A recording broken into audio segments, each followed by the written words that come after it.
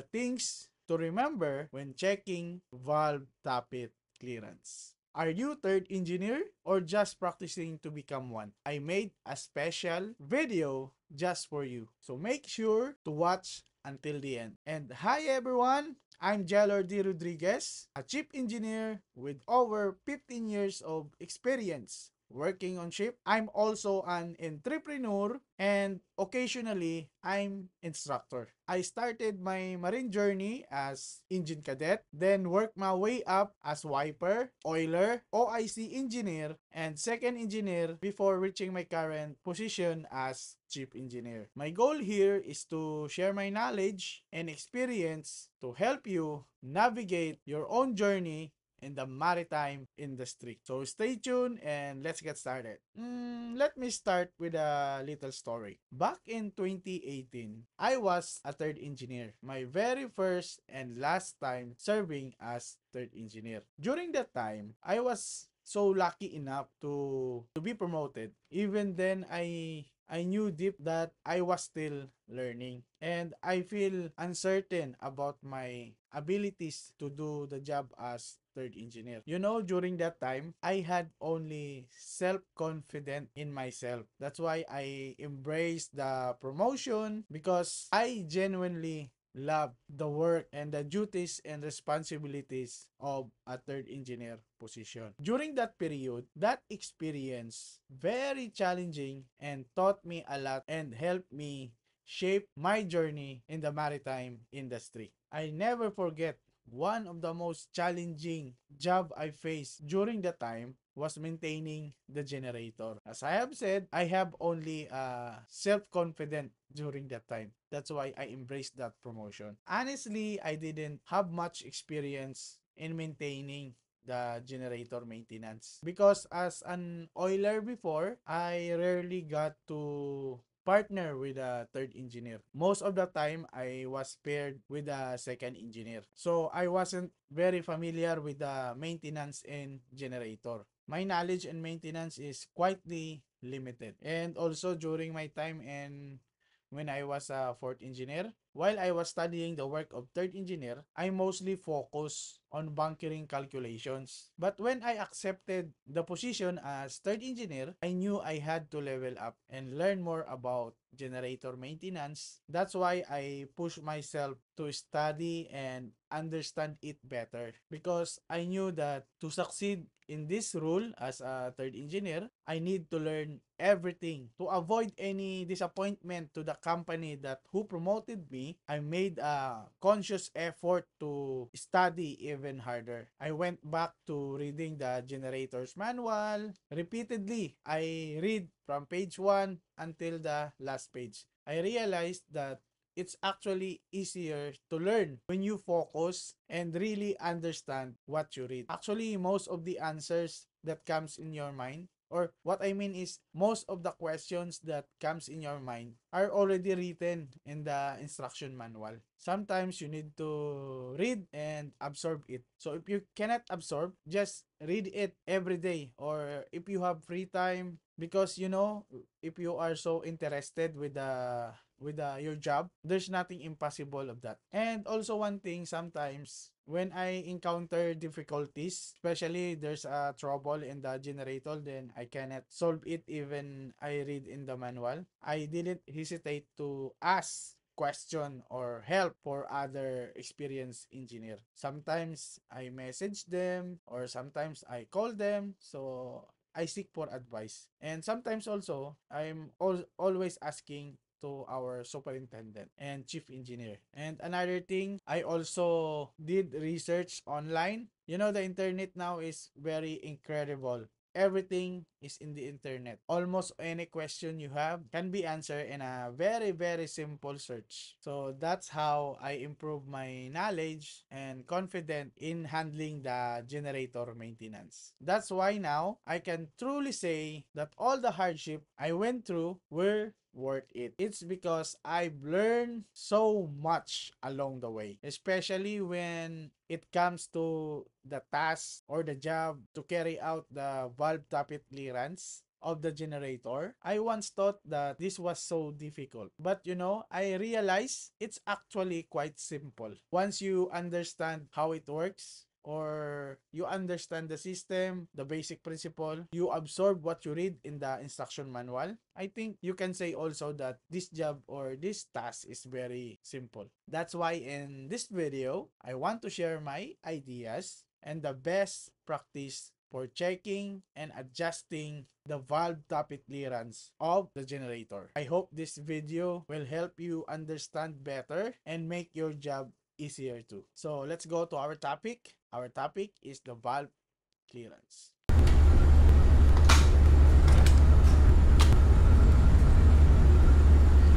First of all, valve tappet clearance, or also called as valve clearance, is a space between the top of the valve yoke and the rocker arm. As you can see in the picture, that is the part of the cylinder head. Why do we adjust the valve tappet clearance? The answer to that is to ensure the positive closing of the valves and for the thermal expansion of the valve spindle, and also push rod. I almost forgot the push rod. And now let's go to the effects of tappet clearance. So what will happen if tappet clearance is less? There's many things to consider. First one is valve will open earlier and close late. And the other one is it will cause incomplete setting of the valve. Valve will may remain open, resulting in a loss compression. So the third one is increase in turbocharger fouling. Then the next one is the power of your engine will be reduced. Then the next one is the engine will be unbalanced. Then also fuel consumption will be increased. Exhaust temperature will increase. And air through the inlet valve may leak out and make less air for combustion, and many more. Now I already mentioned if what will happen if the tappet clearance is less. Now let's go to the what will happen if the tappet clearance is more. If the tappet clearance is more, valve will open late and close early. Then there are also things to consider, that reduced heat energy delivered into turbocharger. This is resulting in a decreased scavenging air and therefore low power output. So in short, your engine will have a lower output. Then you can observe also hammering of the valve spindle and may result in damage to the valve spindle, rocker arm, and push rods. That's why if you heard an hammering sound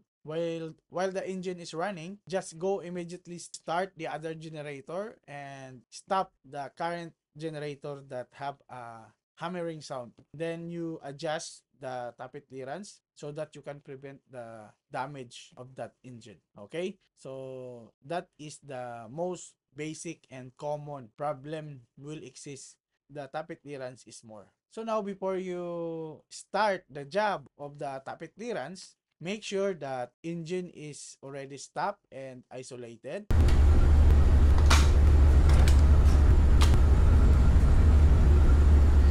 Then if your generator have a turning gear, you need to engage this one. And then the indicator cock must be open. Pre-lobe oil pump must be stopped. And you must know the firing order. So remember that one. And take note that the tappet clearance has to set when the piston is in the TDC, or top dead center, at the end of compression stroke. This would be just before the injection start, so take note on that. And also, before I forgot, you should be aware the prescribed clearance that as per manual.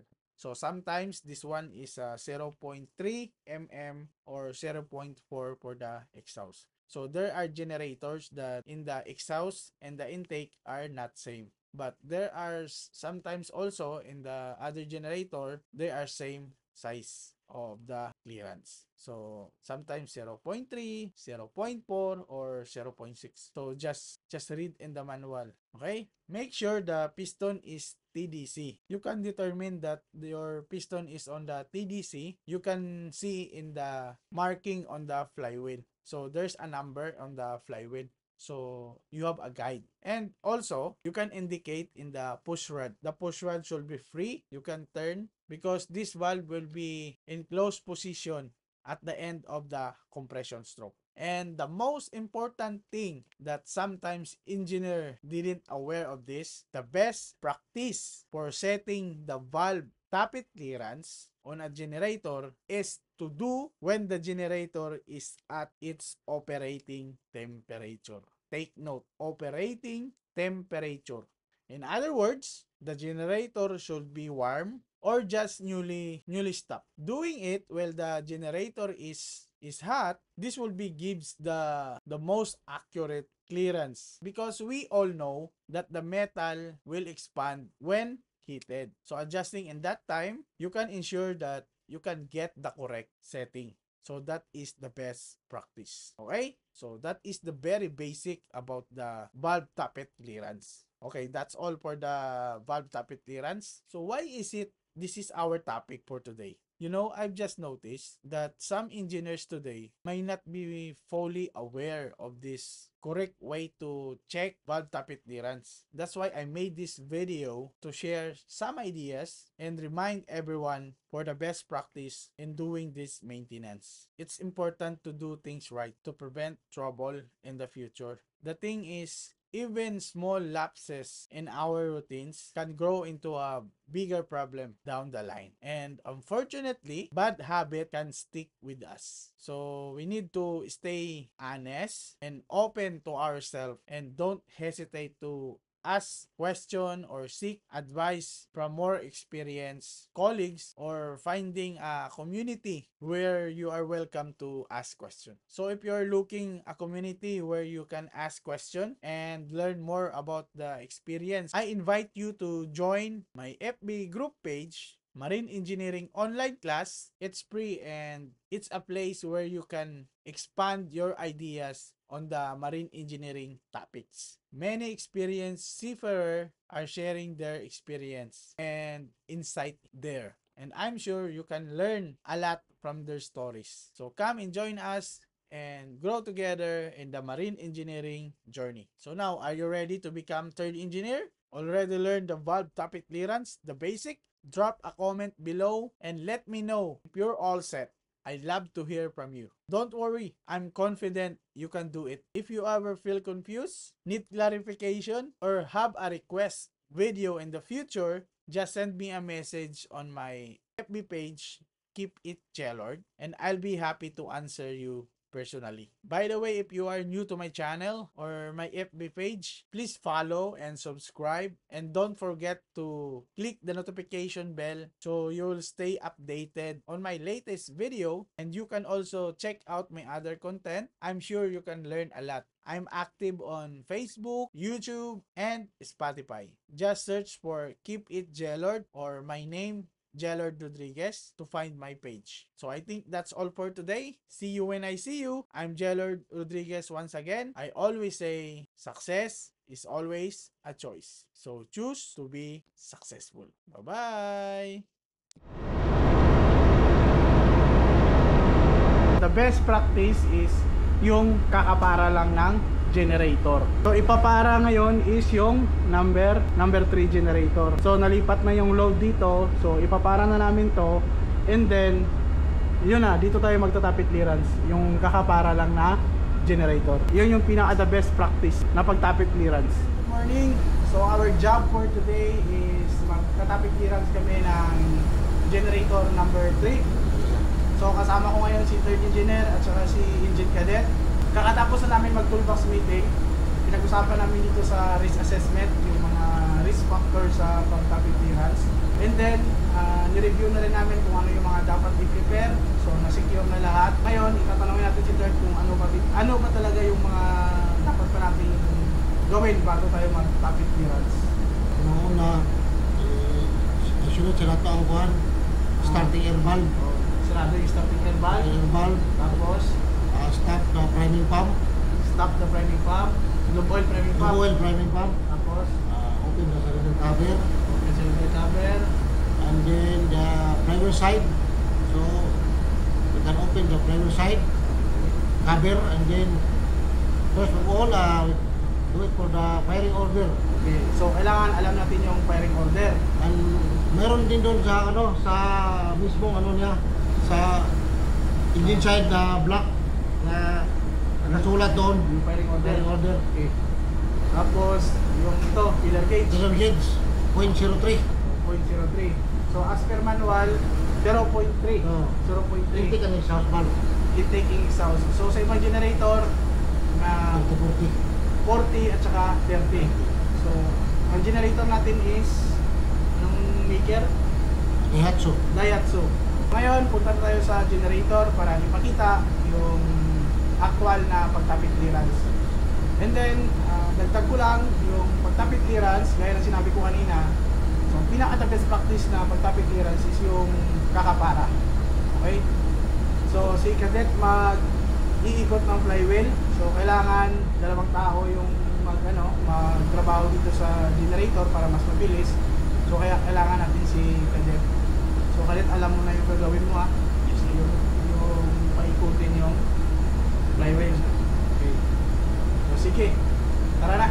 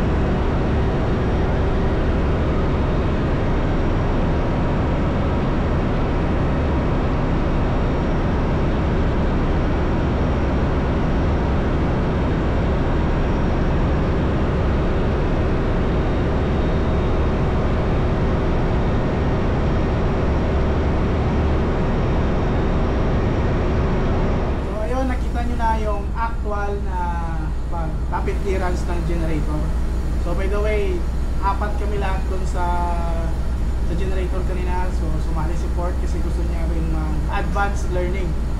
So ngayon ano yung ibig sabihin na yung pagtapit nyo kanina yung sa may firing order tapos paikot nyo yung Yung pala post-rad niya. post-rad pala yung Post-rad. post-rad. Para malaman mo nga siya naka-top-dead center.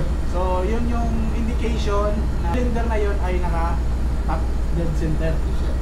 Tapos meron ding isa minsan binubuksan doon sa camshaft, tinitingnan nila kung nakaposisyon sa top dead center din. Sir. Pero mahabang proseso na yun kasi magbubukas ka pa ng cover. So yung kadalasan na ginagamit is yung push rod, pinapaikot pag umikot yun, meaning naka-top dead center siya. So gaya na nga ng sinabi namin kanina, kailangan alam mo yung firing order, ilang clearance, yung sa pillar gauge, tsaka ano ba, baka nakalimutan. Tamang ano lang sir. Tamang higpit. Tamang higpit lang. Oh.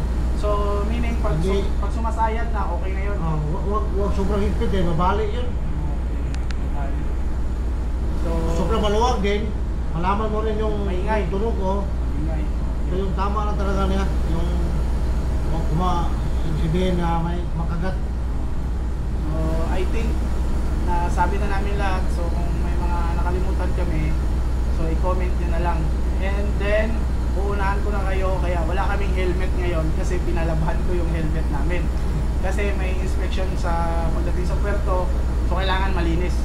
Okay?